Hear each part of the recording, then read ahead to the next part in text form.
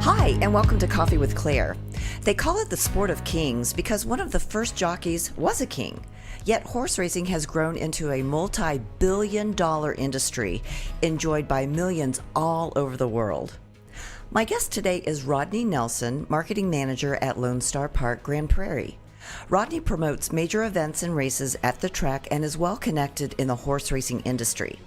He's also a U.S. Army veteran and graduate of the University of Arizona Racetrack Industry Program. Welcome, Rodney. Thank you, Claire. It's a pleasure to be here this morning. I am so thrilled to get to learn all about horse racing because I really don't know very much about it. I know that they run around a track and they seem to go for a fur piece and then they stop and then they celebrate. And that's about all I know.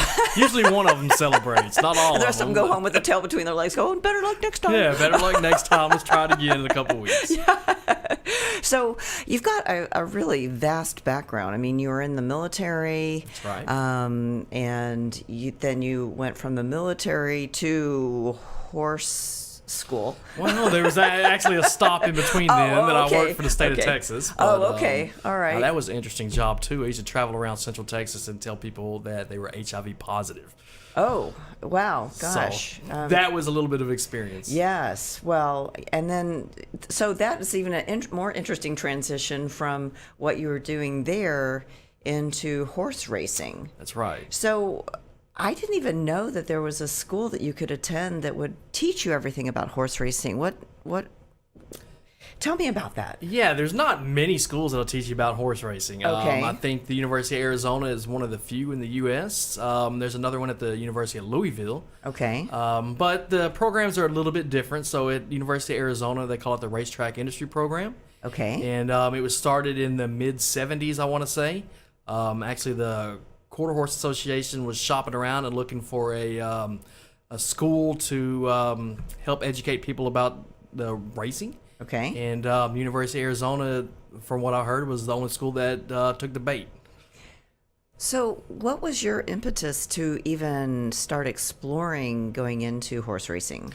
Well, I'd always been a fan of horses. I like horses. Growing up in Texas, it's pretty easy to drive down the road and catch some horses every now and then.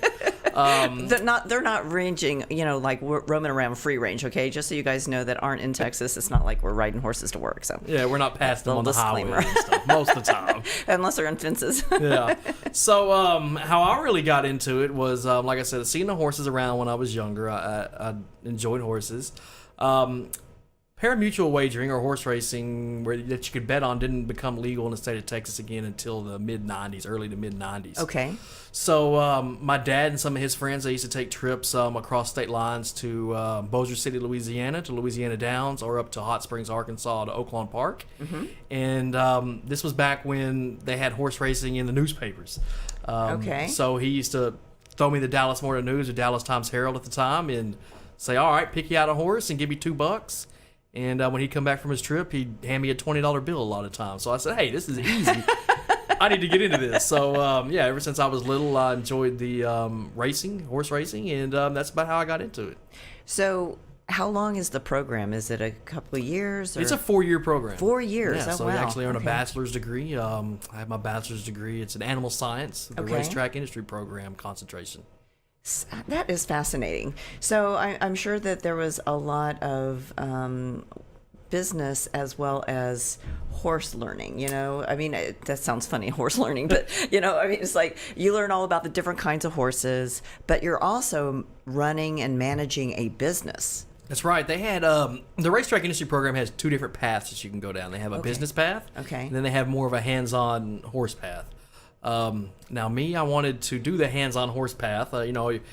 You see on TV the Kentucky Derby and how the winning trainer is always super excited and stuff like that. So I said, you know what, I might want to try this horse training stuff out, but got out to Arizona and found out I was going to have to spend another year and a half in school, and said, you know what, I'll do the business path instead. So, but with that being said, I mean, it's still a animal science degree, so we did have to take classes, horse science classes, learn anatomy of the horse, and had to take about 6 semesters of chemistry. Yeah. But that's only because I failed 5 semesters of it. So. But so there was some science involved, other than just business classes. So for those of us that don't know as much about horses, what's the difference between a quarter horse and a thoroughbred? All right, I get this question quite a bit. I bet you do, because we just don't know. Yeah, there We're is muggles. there is a difference between the 2 breeds. I mean, there's a whole bunch of different breeds of horses, but basically here in Texas, the 2 main breeds that we race are thoroughbreds and quarter horses. Okay. Also have some small races for like paint horses, Appaloosas, etc. So we're getting into all kinds of breeds. But how I like to put it to people is the thoroughbreds are kind of fancy horses. Fancy. They're long and lean. They run a lot longer distances. They're the classic horses that you see, Kentucky Derby, Triple Crown races or whatnot. Probably most of the ones that most mainstream people in America know about as thoroughbred horses. Okay. Now, quarter horses, they bred a little different. They come from different bloodlines. Okay. But they're more the ranch horses. I say they're the ranch horses. They're work horses. You'll see them. They're a lot more muscular. Okay. And they don't run the longer distance. They run a lot of sprints when they run races. Interesting. So basically, it's just how they were bred. The quarter horses were bred to work on the cattle ranches and stuff like that. So that's how they evolved. So they're a lot bigger, like I said, bigger, muscular, and they're sprinters versus the thoroughbreds who, will run a mile or more. That is so interesting. Well, now I know. So, do you ride the horses too? I do not. Last time I rode a horse, I was riding it with a friend of mine, and I got hit in the head with a tree branch, and I said, I don't want to do this anymore. Oh. Yeah, I guess they don't have like those mirrors, the side view mirrors like no, the car there's no does. mirrors on the horses. And a lot of times the horses are going to do what they want to do instead. Yeah, they kind of do have a mind of their own, Yeah. and I understand that they go a lot faster going home than they do leaving. So it's like, yay, hay's coming. Right, it's time to eat. Let's go. Yay. Well, I'm a little bit motivated by that too, so I Yeah, can me totally too. understand that. So, well, you think about horse racing, you think about New York or California, or you had mentioned Kentucky, when it comes to the thoroughbred racing, the things that we see on TV and stuff like that. So how did Dallas get in the mix? Well, I mean, Dallas-Fort Worth area is a top 5 media market. Okay. I was actually watching the news last night, and the Census Bureau came out with some new statistics. Mm-hmm. They said the city of Dallas was the 9th largest city in the U.S., and Fort Worth actually came in at number 13. Oh, wow. So when you talk about Dallas and Fort Worth being, 50 miles apart, if that, there's a lot of people in the metro area. I think it's about 7.5, close to 8 million people in the metro area. So when you're looking at different areas for big businesses or sporting events, this happened to be a good fit. And Texas does lead the nation in the amount of horses in the state. So there's more horses in Texas than there are in any other part of the United States. So it just kind of seems natural that horse racing would come to the state of Texas. And so Lone Star Park has been around for a long time now, right? Well, it depends on what a timeline. Yeah, what I'm kind of looking at. timeline? Okay. We just celebrated our 20th anniversary 2 years ago. Oh, well, happy anniversary. So we've been around for 22 years. That's a pretty sustainable business model if you can stay around that long. If you can, yeah, I mean, 22 years. That's a that's good pretty time frame. I mean, we face a lot of challenges from neighboring states, and even within the state of Texas, from our politicians, that might have other ideas that may not support gambling or stuff like that. So, okay. 22 years, that's not bad. So, what kinds of events do y'all hold there at Lone Star Park? Besides the horse racing, Yeah. we do a lot of other stuff too. We just wrapped up an event in our parking lot, which was General Motors rented out the parking lot to showcase a lot of their new vehicles Oh, to really? dealers around. We have a fun event that we put on every year. This is the 5th year that we've done it, called Lone Star Bark, where people can bring their dogs out to the track and actually race them for money on the track. Oh, are Which is you pretty kidding exciting. me? Oh my gosh, I love the little dash hunt races at the German festivals and stuff like that with their Yes. little legs. We've had everything from wiener dogs up to Great Danes that race. Oh my it's gosh, a lot of fun. that is amazing. So, do they like win prizes and stuff? Yeah, they win cash money. We give the winner $200 of each race, and the runner-up $100. Wow, how fun! It's a lot of fun. We also do an event called Jockeys in Java every year. Okay. It's Hey, great. that sounds like something for Coffee with I know, Claire. coffee, right? So what happens for Jockeys in Java is people can come out. They get a free breakfast on the morning that we do it. We have interviews with jockeys and trainers. Our track announcer does that. And then after that's wrapped up, what we'll do is we'll put people on buses, take them to the backside where they can visit the horses in the barn, take pictures, pet some horses, and believe it or not, a lot of horses like peppermints, so people can feed them peppermints. Really? Yeah, I don't know why they like peppermints so much, but they do. Well, everybody wants fresh breath. I guess, you know. Well, that's awesome. That's really interesting. So, do they still like carrots? You always see people give them carrots. Yes, they do. Is We that actually, okay? for this last year for the Kentucky Derby, we had 2 local connections up at Churchill Downs, and we actually sent them a bucket of carrots each. Aw, that's so thoughtful. Did you have a bow? What's that? Did you put a bow on it? Yeah, there was a bow on it, as a matter of fact. So you mentioned General Motors getting involved at Lone Star Park. There's a lot of businesses that are based here in Dallas. So how do they get involved with you guys? Well, you know, it's pretty easy to get involved with this. We have a large facility. We have about 800,000 patrons that come out throughout the calendar year. Okay. We do a lot of different events, and if different businesses want to be involved, they can contact me. I'm pretty easy to find.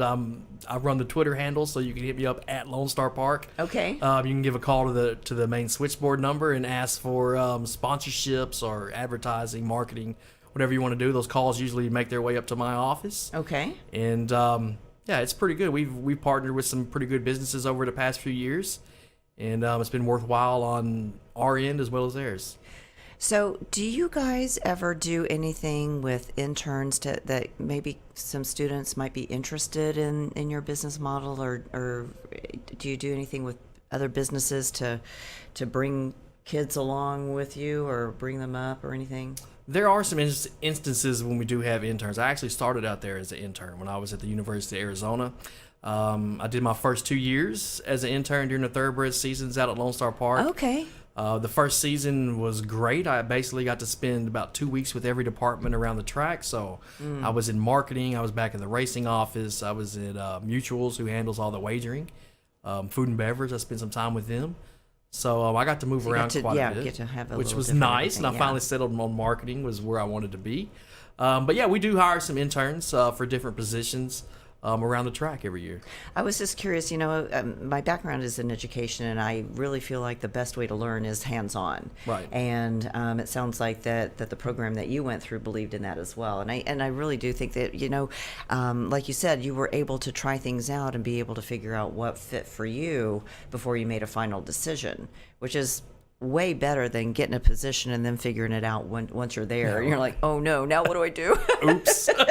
Yeah, I really can't afford it. Oops, and the businesses don't really want to afford that oops either. So it's kind of a smart way of doing things. So you talked a little bit about your position as the marketing king there. I wouldn't say the king, but I just we all crowned have you. aspirations, right? Right. I think a crown looking on your head. What are some of the things that you all do to help market Lone Star? Well, like I mentioned earlier, I mean, the Dallas-Fort Worth area is a huge metro Right, area. yeah. Top 5 media market. So we do a lot of advertising on social, do a lot of social stuff, which I tout that because I run the social. Well, and that's how everybody's For finding Lone out Star. information anyways now. Right. Yeah. And then we do traditional media as well, TV, radio, print. We do a lot of digital billboards. And recently, last year and a half, 2 years, we started marketing very heavy to the Latino market. Okay. They are real big in quarter horse racing. It's very Latino heavy, the quarter horse racing is. So we've seen some great success and some gains for our quarter horse season doing that.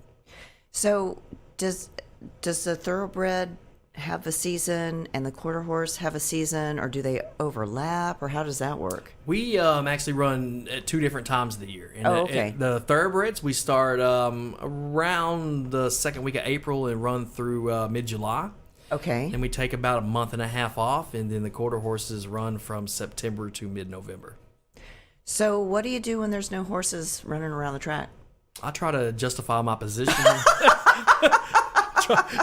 So no, but doing social and sponsorships, business relations, there's always something to do. We do have a very large seasonal staff. Okay. But there are some of us that are fortunate enough to be at the track year round. I mean, not only do we race live, but we also have a great simulcast facility next door. Oh. That most people know is like a OTB is what a lot of people call it through other parts of the country. Okay. Where you can come out and you can watch, wager, and win is what we say. Watch, wager, and win on horse racing from 363 days a year. So almost every day of the year.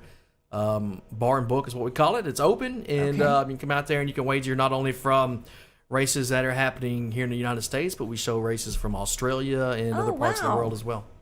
Wow, that's really interesting. Now, do you just show horses, or do you ever show like camel racing or anything like that? Not camel racing, greyhounds. Okay. We show greyhound racing and also harness racing at standard breds, where you see them with pulling the little cart behind the horse. Oh yeah, I've seen that. So yeah, we have those. We simulcast those as well, but it's pretty regulated by the state of what we can actually accept wagers on. So that's about it. Okay. Horses and greyhounds is what they'll let us bet on. Okay, well that makes sense.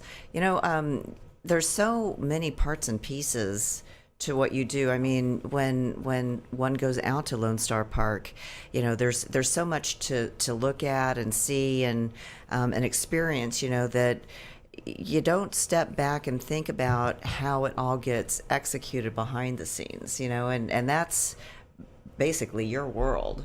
So do you ever get to enjoy the events, or are you always working like a horse? No pun intended.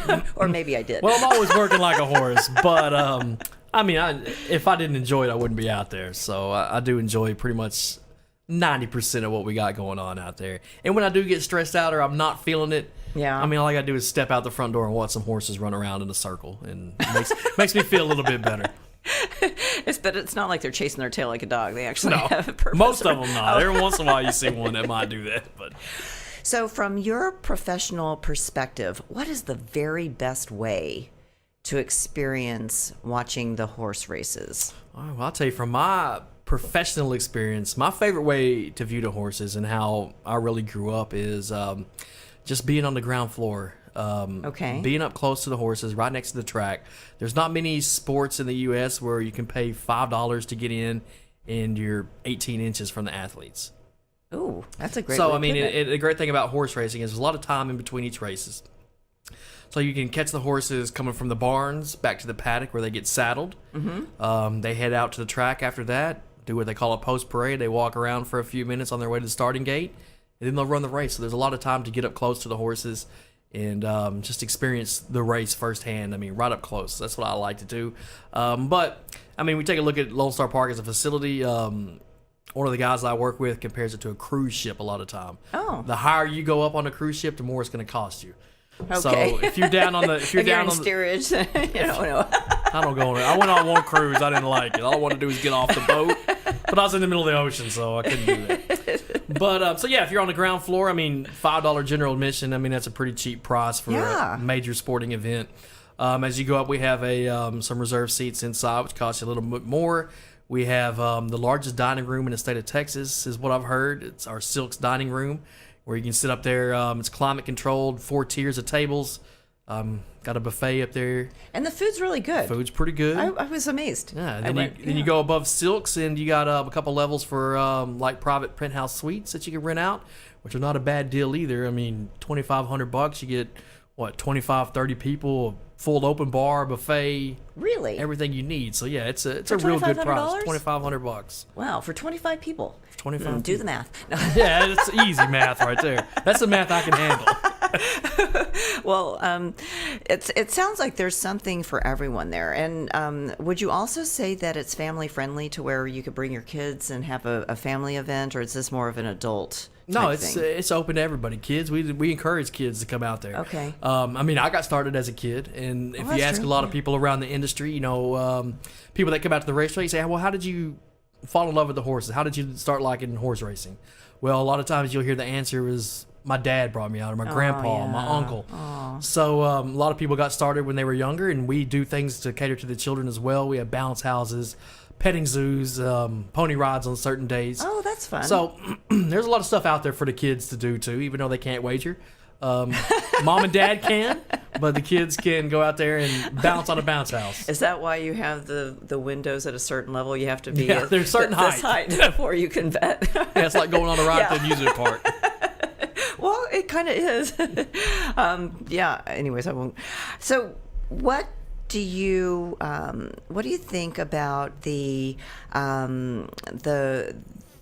future of your business? Is it looking pretty good? I mean, is horse racing still as popular as it was before? Or? Well, it all depends on who you ask. There's optimists out there, and there's pessimists, and then there's people right in the middle. Just like anything. It's the future of the business. It faces a lot of challenges. There's no doubt about that, and I think anybody in the industry will tell you the same thing. But you got to overcome those challenges and try to put it in the best light that you can. There's certain things that are good about the industry and certain things that aren't so good. It depends on what kind of agenda people have. They'll portray you in a negative light. Since it is racing live animals, some people don't necessarily care for that. Like you think of the Ringling Brothers and Barnum and Bailey Circus. They recently ended after 100 years or so. But what a lot of people don't know is that the people who train the horses, the people that own the horses, they have so much love for these equine athletes, and they often get treated better than I do at home. I mean, the stalls that they have, some of them are fabulous. They come out and they get groomed a couple times a day. They get washed. They get peppermints and carrots. Yeah, and, so why wouldn't they want to? Yeah, there's some of the happiest animals there are. I will tell you that. They that love what they makes do. me happy. Yes, yes. I mean, when you think about it, horses, they're a herd animal. That's how they are out in the wild. They like to stick together. They like to run. Right. So they're either going to run out in the wild or they're going to run on the racetrack and let people enjoy them. And be pampered. And they don't know any different. They just know that they like to run. That's right. That's it. And that's what they do. We let them do it. Well, Rodney, you have been so amazing today. Thank you for being here on Coffee with Claire. And let our viewers and listeners know how they can reach you. Reach me personally? Or the Lone Star Park. Reach the racetrack? Well, yes, however you want to do that. However you want to market yourself here. Let's see, I'll market myself all over the place. Lone Star Park, we're on all the best social media sites, Facebook, Instagram, Snapchat, Twitter. Just look up Lone Star Park, do a Google search for it. Not many other choices are going to come up when you put in Lone Star Park horse racing. We're the only ones around. There's only 3 Class 1 tracks in the state of Texas, so if you're looking for horse racing, Google knows where you're at, and they're going to send you right to our page. Well, Rodney, thanks again for being here, and thanks for our loyal fans that listen and watch us every week. Have a great week. We'll see you next time. Thanks for tuning in to this week's episode of Coffee with Claire. To learn more about today's guests, visit their website or find them on Facebook. To learn more about me, Claire Billingsley, follow me on LinkedIn or visit my website at coffeewithclaire.tv. And to hear more episodes of Coffee with Claire, subscribe, rate, and review the show on your favorite podcast and social media platforms.